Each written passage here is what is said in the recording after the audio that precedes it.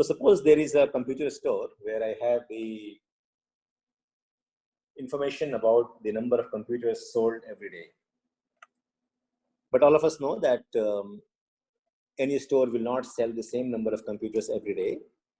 And therefore, just as we assigned a probability when we rolled a dice and say that what is the probability that we will get 1 or 2 or 5 or 6. Similarly, suppose from the past observation, we find that the range of number of computers sold from that particular store, on some days it is 0, but maximum what we have is the 4 computers or the 5, I have got number up to 5, 6. So the number of computers which are getting sold, on some days it is 0, on some day it is 6, and it is ranging between 0 to 6.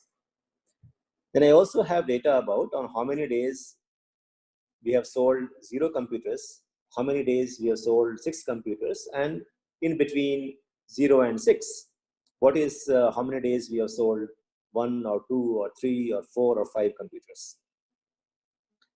So if I have that number, then can I say that what is my expected sale tomorrow? Okay. That is what we find out by multiplying the number of computers sold by the probability that 0 computers are sold, and then we multiply these all of these, and then we find the sum of this. Okay. So we find that the expected number of computers sold is actually 2.59, which is nothing but a way of saying is that on an average, the store sells 2.59 computers every day. Okay. Now, until now, what we have seen is the simple average. So when we take the simple average, we assume that the probability of each of these things happening is equal. But in real life, what would happen is that the chances that the store would sell 0 computer is not the same as the store would sell 3 computers or 4 computers and so on. So if you see, the chances that the store sells 3 computers is 30%, and the chances that it will sell no computer is only 5%. And therefore, I cannot give an equal weight to 3 and 0, or for that matter, 1 and 2, because the occurrence of the sale of 1 computer is actually less compared to the occurrence of the sale of 2 computers. So we multiply that with the probability, and then as we sum the probability, we find out the expected value, and that is what my expected sale from the store every day is. So that's one aspect. Then, having known that, next thing that we need to find out is that now from this data you also know that when we say my expected sale is 2.59, it's actually not 2.59 all the time. On some days I will sell 6, on some day I will sell 1, isn't it? And therefore, there is a variance around the expected value, which is 2.9. So when we say there is a variance around that, we are saying that although my expected value, or in a broader term, we can say that average is 2.59, it does not mean that the sale will be 2.59 every day. It will vary. And now the variance gives us a measure as to by how much it varies. Okay. So variance can be measured in 2 ways. Sorry, I used that wrong number. The actual sale is 3.25 and the variance is 2.59. So when we say variance, what is that variance? Variance is the difference between the average and the actual sale. But we take a square of that to take into account the negative numbers here, because on some days I sell less, on some days I sell more. So on some days the variation from the average is negative, and on some days the variation would be positive. If you just take the simple sum of that, it may result into 0. And the system may show that it looks like there is no variance. But the fact is that the variance on the negative side is actually equal to the variance on the positive side. Just to avoid that, we take the square of that so that the negative numbers also turn themselves into positive. And that sum of that is the variance. Now, since we have taken the square of that, once we take the square root of that, that number is called the standard deviation. So standard deviation is nothing but the square root of variance. Now, if we just take these numbers and try to plot our, just if you want to see that how does the distribution of my sales look like, how can we plot that? As we had seen earlier, that we had taken a normal distribution. We can take here, this is the 0 computer sales, 1, 2, 3, 4, 5, and 6. Then say for 0, it is actually 0.5. If it is 1, it is the probability that, and so here we are talking about a frequency. For 2, it is say 15%. For 3, it is going to 30%. For 4, it is coming down to 15. For 5, it is 15. And for 6, it is 10. So this is what my distribution would look like. And if you draw a chart, something like this is what my probability distribution of the computer sales from this store looks like, which in shape is more or less like the normal curve. It's not exactly like that. And that brings me to the, so we also have seen that, having seen the data, how we can find out the probability of each event. And here, if you see, these are the discrete events. When I say discrete event, it means that the computer will either sell 1 computer or 2 or 3. It can't sell 1.2 computers, or it can't sell 3.5 computers. So this is one kind of distribution where we have the discrete numbers, but there could be other things where the numbers could be continuous. So the graph would be a continuous one. So at this point of time, I would like to attract your attention to a very important feature of the normal distribution. We'll be using that very often. So let me,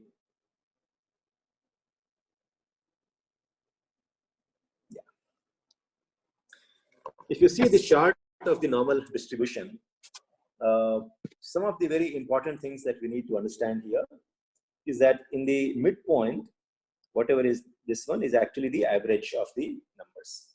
So, and on the left is those data elements which are less than the average, and on this side, which are more than the average. So as we saw in the data of the computer sales from a given store, we will arrive at an average or an expected value. But it does not mean that every day I'm going to sell 3.25 computers. On some day I sell 0, on some day I sell 6. So there is a variation around that average, and this distribution, the normal distribution curve, or what is also popularly called as the bell curve, shows that how does that variation span out. And if you see, we also calculated the standard deviation. One of the very important relationship here is that we can find out that how many times you will be plus minus 1 standard deviation. So for example, I have my average as 3.25, or expected value is 3.25, and my standard deviation is 1. Okay. So one of the key relationship is that 68% of the times, you will see that it will be what we call as the expected value or mu, and the standard deviation we call as sigma.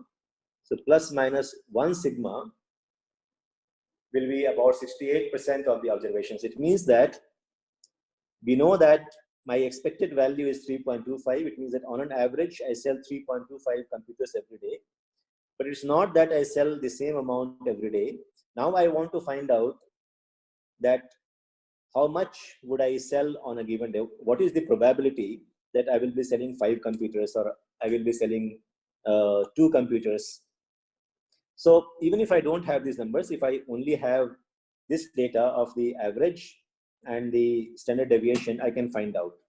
So in this case, it will be 3.25 plus minus 1.61. So on 68% of the day, or out of the 100 days, on 68 days, I will actually sell 3.25.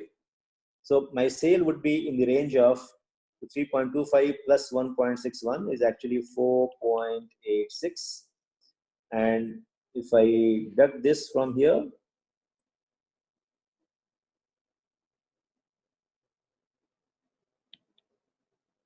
1.64.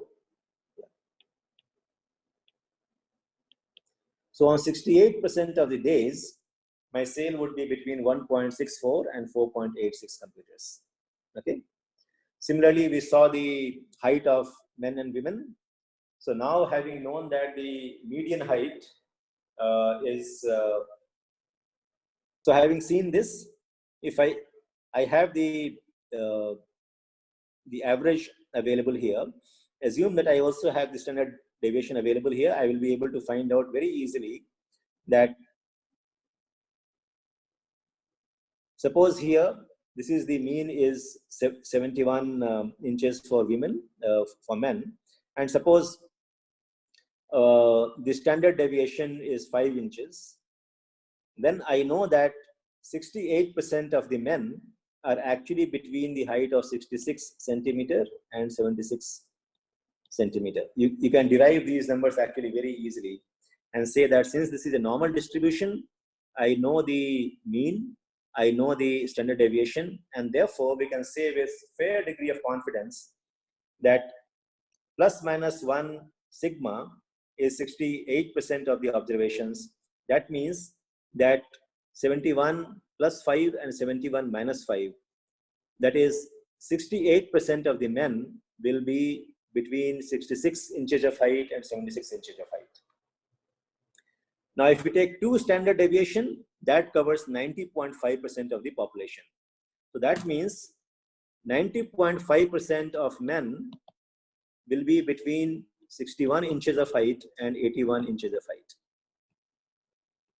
Okay, that is what it will tell you. And similarly, we have the how much of the coverage is for 3 standard deviation, 4 standard deviation, and so on and so forth. So we'll be able to know that what is the proportion of the population. Now, for this, I don't really need to have each of these data points in our hand. So as long as you are being given the information that the distribution is a normal distribution, the average of that is X, or what we normally call as the mu, and the standard deviation is sigma. Now I can find out that how many observations will be under in what range, and that's the importance of the probability distribution.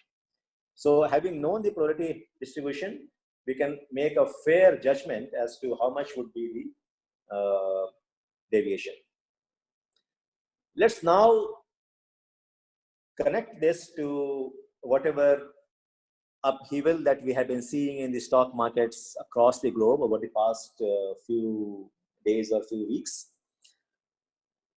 What I'm trying to say is that if you know the probability distribution or the nature of the probability distribution, and if you know the midpoint and the standard deviation, then we can make certain very accurate judgments about how the data would be. So for example, how many men would be having a height between 61 to 71 centimeter, how many women would be between 61 centimeter to 65 centimeter.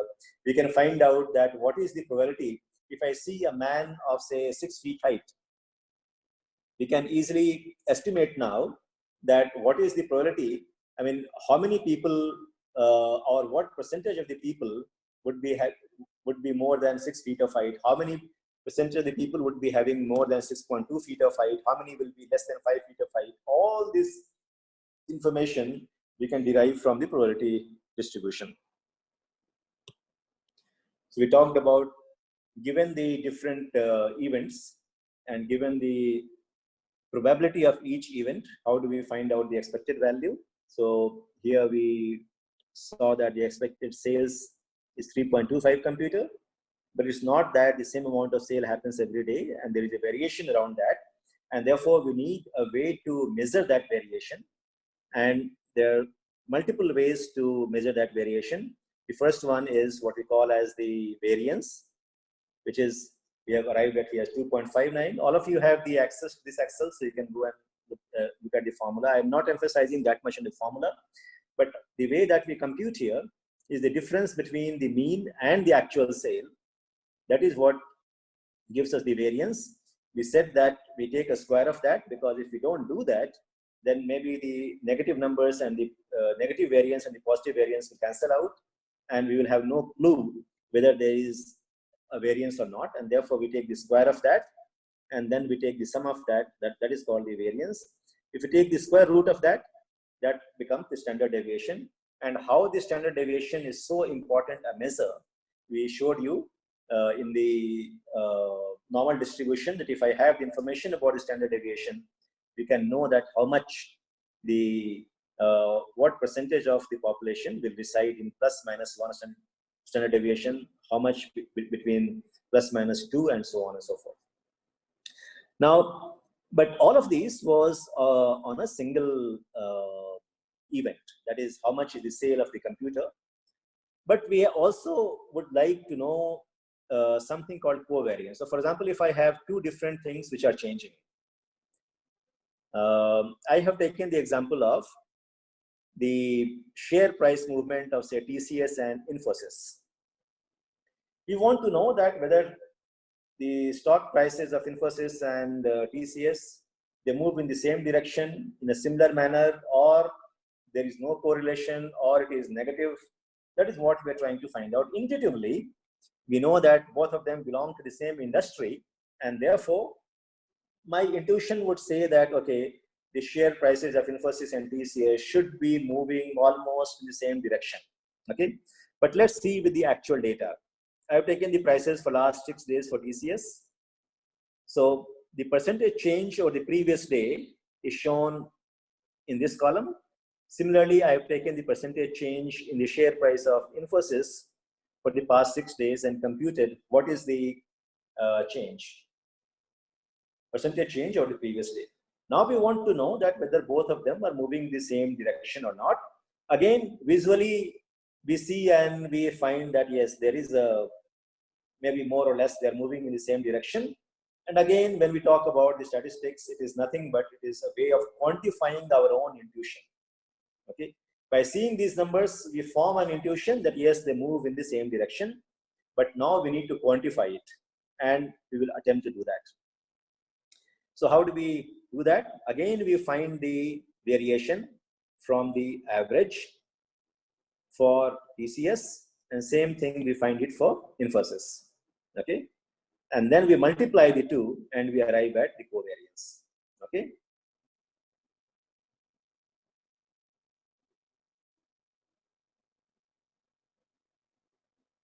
okay. Now we have also taken the variance, which is the standalone measure of the volatility of the TCS, and we have also computed the variance in the Infosys price, which is nothing but the variation of the price around its own mean. But the covariance shows that how these two move together, and that is 0.2%. So as long as this number is positive, it shows that they move in the same direction. If it is negative, it means that they move in the opposite direction. And once we take the, there is another measure, which is the correlation coefficient, which is dividing the covariance by the standard deviation of the respective events. For example, the share price change of TCS and Infosys. And this number is actually very significant because this one shows you that both of them have a correlation of 95%. It means that on 95%, their movement is actually correlated. So if you know the movement in share price of TCS, I can say with 95%, 95% of that movement is explained by the movement in the share price of Infosys. It means that they are highly correlated. Just to give you a different example that how some of these measures really give you an insight into the data. Now I have compared the TCS share price with something which is completely unrelated, like the share price of Asian Paints. So even intuitively, you would feel that what is the correlation between TCS and Asian Paints? One manufactures paints, another is in the software export, so their share prices need not really be having any correlation. Let's see whether you have this in data or not. So we do the same computation. We find the variation around the mean of TCS. We find the variation around the mean for Asian Paints, and then we multiply that and get the covariance. And as you see, the covariance is very close to 0. So as we said that if the covariance is positive, then it moves in the same direction. If it is negative, then it moves in the opposite direction. And if it is close to 0, it means that no, there is no correlation between the two at all. And as we take the correlation coefficient, that comes to 0.12. What it means is that only 12% of the movement in the share price of TCS is explained by the share price movement of Asian Paints. And we see that it is vastly different compared to the correlation coefficient between the share price of TCS and Infosys compared to the share price movement between TCS and Asian Paints. So some of these measures we should be knowing. Just to summarize that, when there are different values for the same event, for example, number of computers being sold or number or the share price every day, they are different on different days. Then we need to assess that what is the probability of selling 0 computer or 6 computer or all the ranges in between. We assign a probability by seeing the past values. We see that, okay, on the past 100 days, I have sold, on 5 days, I sold no computers. So my probability of selling 0 computer is 5%. And similarly, I find the values for 1, 2, 3, 4, 5. Using these two numbers, now I can find out my expected sale, which is coming to 3.25%, which is nothing but multiplying the sales quantity by the probability. And we take a sum of all of these. And so we find that 3.25 is my expected sale. By seeing this data, we also know that even though I say that my average sale is 3.25, it's not that I sell 3.25 every day. There is a variation around that. And therefore, we need a measure to really quantify that variation. So we quantify the variation in 2 ways. One is the variance, which is nothing but the variance around, how much is the variation around the mean. So we take the mean minus the actual value, and then we sum all of these. The danger is that if the minus value and the plus values can cancel out, and therefore we take the square of that. That number is called variance. If I take the square root of that, that number is called a standard deviation. Standard deviation is a very important measure of the variation around the mean, because especially in the case of the normal distribution, I can find out how many observations will lie within what range. So the average plus minus 1 standard deviation gives me the 60% of the population. Plus minus 2 standard deviation gives me 90.5% of the population, and so on and so forth. Then there is another measure of variation when we try to see that whether two things move together. So for example, in the store, if I have data of the mobile phone sales and the computer sales, we can find out that whether there is any correlation between the two, or are these completely uncorrelated. So covariance is the measure of variation across two different things. And I've given you the example of how these things make sense by giving the example of the TCS and the Infosys share price and TCS and Asian Paints share price. And the last one is the correlation coefficient, which actually normalizes the covariance and brings that into a value which ranges between 0 and 1, so that we have the measure available where we can compare any two things by having the correlation coefficient. And here, if you see that the correlation coefficient between TCS and Infosys is very high, whereas that between TCS and Asian Paints is very low, which was expected. So ultimately, if you see in the end, whether be it the bias rule or be it the concept of the variance covariance, what we are trying to do in statistics is to have a framework for quantification of not many things that we understand intuitively. Because as we start putting these things into algorithm, we need to be able to quantify it. And that is what all these different things we have talked about till now helps us putting a number to our intuition. And that's what statistics is all about. Having understand that how do we quantify it, as we go forward, we will start seeing that how do we use this in machine learning.